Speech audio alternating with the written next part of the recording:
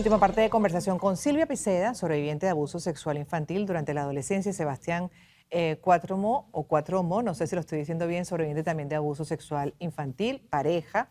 Además se conocieron dentro de toda esa lucha, obviamente, para generar conciencia y sobre todo proteger a la infancia. Y ahí también la pregunta con relación a los abusadores, de acuerdo a lo que han venido analizando, estudiando, con especialistas también, ¿el abusador puede recuperarse de esa conducta? ¿Cómo lo ven ustedes?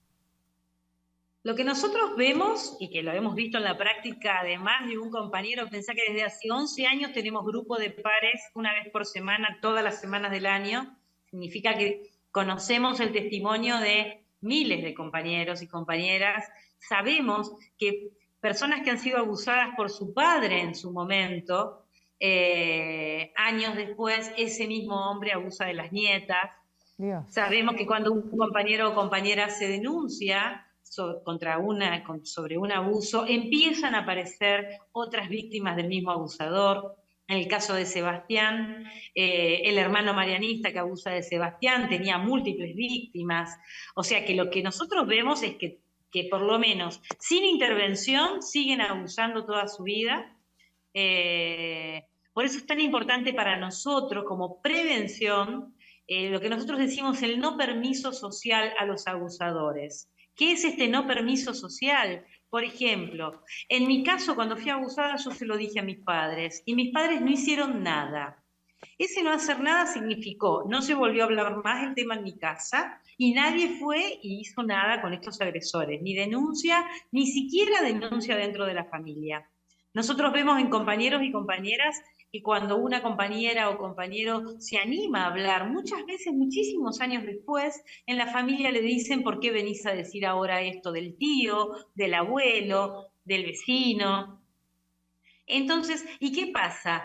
Para la fiesta, las navidades, los casamientos, el que se animó a hablar ve que es invitado a esa fiesta el agresor. Bueno. Esto hace dos cosas. Por un lado, deja impune al agresor y con la posibilidad de seguir agrediendo a todos los niños y niñas de la familia. Pero además, lo que esto hace es aislar y de alguna manera expulsar de la familia al sobreviviente que se animó a hablar. Ujú. Y esto lo vemos habitualmente, no es algo extraño, esta es la conducta habitual.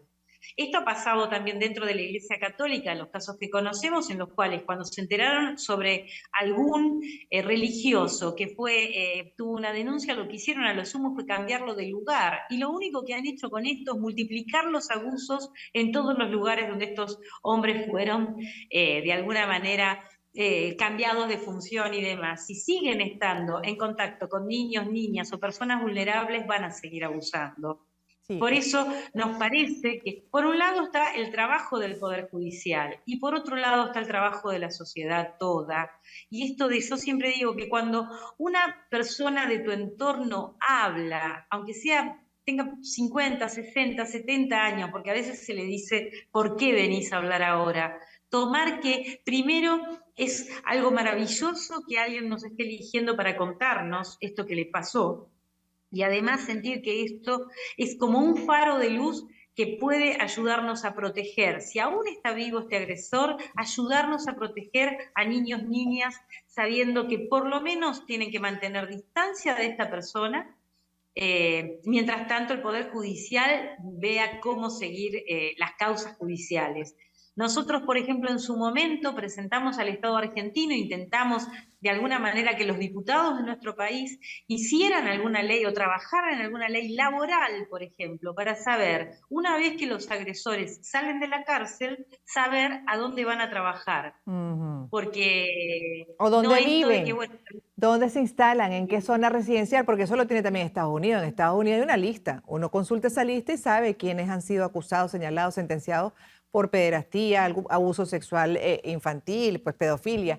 Uno puede saber si tiene un vecino que esté, ¿no? Considerado como abusador sexual. Entonces, eso me parece también muy importante. Y le preguntaba por eso que si realmente existe la posibilidad de que puedan recuperarse, porque al final, como bien dice, son tantas las víctimas y en el tiempo muchas veces por no denunciar, pero también por esa conducta por parte del abusador, del agresor, pues repetida en el tiempo, uno dice, ¿qué hacer con ellos? O sea, porque son depredadores, en este caso de la infancia, de la primera etapa de la vida. Sí, nosotros ahí te digo, por trabajos que hemos leído de investigación, cuando hay un control, no tienen, aparentemente no habría tanta reincidencia. Acá el tema es que habitualmente en la sociedad este delito queda impune. Por eso nosotros hablamos tanto del trabajo en la sociedad, con esto de creer al que dice en una familia, en un entorno sobre su abuso, creer y las mismas familias empezar a tomar medidas. Primero de que yo siempre digo que al que hay que mimar, apachuchar, escuchar, abrazar, es a la víctima que se animó a hablar. Y todo el rechazo hacia el agresor. Eso marcaría una gran diferencia a nivel familiar con respecto a los agresores. Mm, Y, y bueno, y esto de los controles sociales también son útiles y se ve que funciona, pero lo que nosotros vemos es que la sociedad es muy permisiva.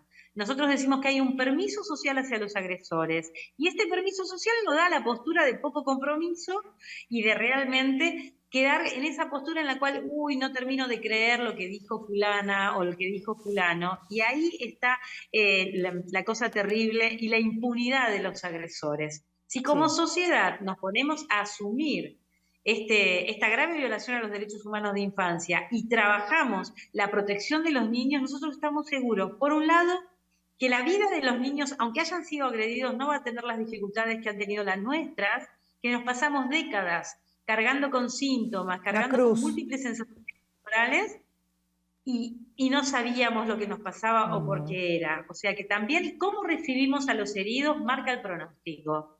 Y claro. por otro lado, el profundo rechazo a los agresores y esto que decimos, de tener idea de que estos agresores no tienen que estar en contacto con niños, niñas, y nosotros también decimos personas vulnerables. Cualquier trabajo en el cual que no puedan tener contacto con personas vulnerables. Mm.